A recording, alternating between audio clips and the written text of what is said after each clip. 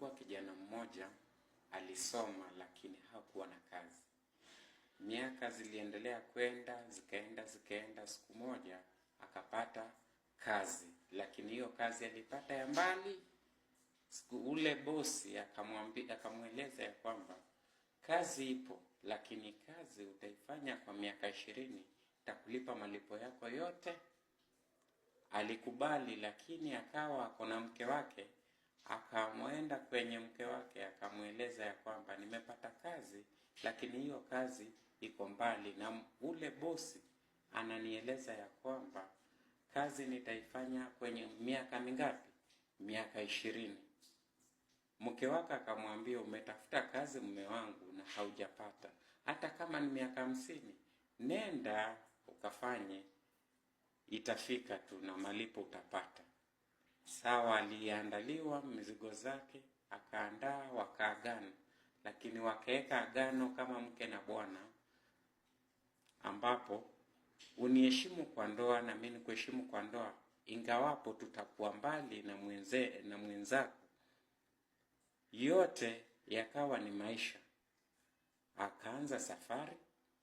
Hakukuwa na hela za kupanda gari, ini hali alianza kutembea. Alitembea.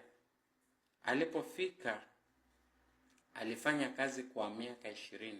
Miaka 20 ilipoisha, aliulizwa na ule bosi, kati ya pesa na mawaidha unataka nini? Kama ni wewe ungechukua nini?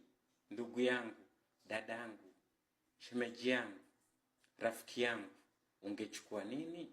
Lakini cha kushangaza, alichukua mawaidha. Bosi akamwambia ya kwamba mawaidha ambayo nitakupa ni matatu. Mawaidha ya kwanza, usiwahi penda shortcuts kwa maisha yako. Mawaidha ya pili, kitu kisicho kuhusu wachana nacho. Na mawaidha ya tatu, usiwahi kuwa mwepesi wa hasira. Alipochukua mawaidha, alipewa mikate mitatu, akaelezwa na ule bosi, hizi mikate miwili kula ukielekea kwa familia yako, lakini huu mkate mmoja kula ukifika kwa familia yako, na maanisha ukifika kwa mke wako. Alianza safari, ambapo kumbuka siku ni siku 20 za kutembea kufika nyumbani. Alipotembea, ilipofika masaa ya jioni, giza limeanza kuingia. Akawa hawezi endelea kutembea tena. Akawa anatafuta mahali anaweza pumzika alafu aendelee na safari.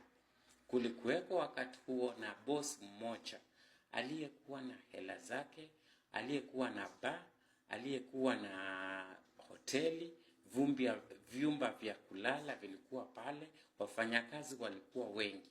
Alienda akaomba usaidizi mahali anaweza pumzika. Ule bosi akaita mfanyakazi wake mmoja akamwambia, njoo elekeze huko kwenye chumba kimoja, umpe na mimi nitamsimamia, hata lipa chochote. Kwa sababu hakukuwa na hela, akapata mahali pa kulala. Lakini kwenye huo usiku wa manane ni saa ngapi? Masaa ya saa 6, saa 7, saa 8. Kulitokea nduru tofauti na zile alizopata pale kwenye chumba cha kulala. Akashtuka kwenye uzingizi. Akawa anataka kufungua mlango, lakini akakumbuka mawaidha ya kwanza ambayo alipewa na yule bosi. Aliambiwa ya kwamba kitu kisicho kuhusu wachana nacho.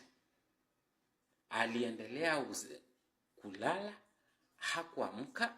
Ilipofika mwendo wa alfajiri mapema, mwendo wa alfajiri saa ngapi? Kuanzia saa 10, saa 11, ule bosi au sauti ya bosi na watu wengine alisikia akiwa anaitwa. Kwa yale makelele ya mwito aliamka. Alipoamka alfajiri, akapata watu ni wengi mlangoni, maaskari wakiwa ndani, ule bosi akiwa ndani, Akamuuliza, ndugu yangu, wewe ndio uliomba uzingizi mahali pa kulala? Akasema ndio. Na wewe ulilala kwenye hichi chumba usiku wote? Akasema kweli nililala. Ulisikia makelele yoyote hapa? Akasema ndio nilisikia. Mbona haukuamuka ukaangalia ni nini shida? Akasema bosi, nilikuja hapa kwa sababu ya usingizi na ndiyo ilinileta. Kitu kisicho nihusu sishughuliki nacho. Maskari wakawa wanasema huyu ni first suspect, lakini ule bosi akasema nimemsamehe aweze kuondoka kwa hiari njema. Alipoendelea kutembea akakutana na njia mbili, na hapo kulikuwa na mtu mmoja. Akamuuliza, ndugu yangu, kakangu, unaenda wapi? Akamweleza, mimi naenda mahali fulani. Ule akamweleza ya kwamba kwenda mahali pale unaposema ni siku 20 ukifuata njia, na ukifuata njia nyingine ni siku 5. So tafuta njia yenye ni fupi kufika kuliko uchoke sana.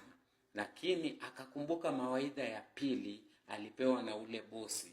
Akaambiwa, usiwahi penda maisha ya mkato. Akaanza kutembea kwenye ile njia fupi ya siku 5, lakini akakumbuka mawaidha, akarudi kwenye njia ya siku 20. Alitembea. Alipofika karibu na boma, akiwa kwenye mlango kuu wa kuingia bomani, aliona mke wake akiwa na mwanaume. Nakumbuka agano ni kwamba wakati alikuwa akienda kazi, waliagana na mke wake ya kwamba niheshimu kwa ndoa na mimi nikuheshimu kwa miaka 20. Alishikwa na hasira, akakumbuka mawaidha ya 3 alipewa na ule bosi. Akamwambia, usiwe mwepesi wa hasira.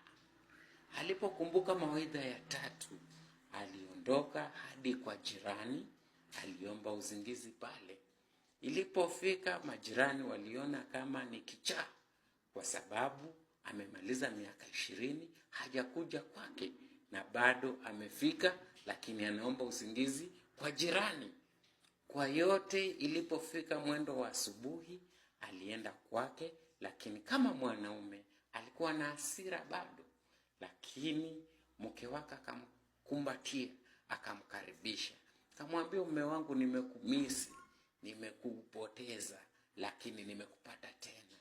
Kwa yote akasema, we ni mke wangu, lakini ulivunja agano tuliloweka wakati naondoka. Agano langu lilikuwa ya kwamba usiende nje ya ndoa na mimi nisiende nje ya ndoa.